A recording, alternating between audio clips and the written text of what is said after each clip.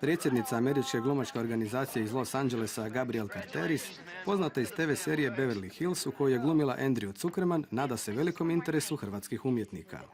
Mislim da to kod vaših glumaca podiže svijest o tome da je njihov rad vrijedan i prepoznat, te može pomoći u dovođenju svjetskih produkcija u Hrvatsku. To se zasigurno ne bi dogodilo da Hrvatska prije godinu dana na FIA kongresu u Sao Paulu nije izabrana u izvršni odbor. Po prvi puta u povijesti. Predsjednica Međunarodne federacije glumaca, Kanađanka Fern Downey, koja je među ostalim glumila u filmovima More ljubavi i Kontrolori leta, ističe veliku važnost ovakvih međunarodnih skupova. Najvažnije je razmijeniti informacije i pronaći ono što je u nekim zemljama dobro, te potaknuti sve druge da podignu standarde i poštuju umjetnike.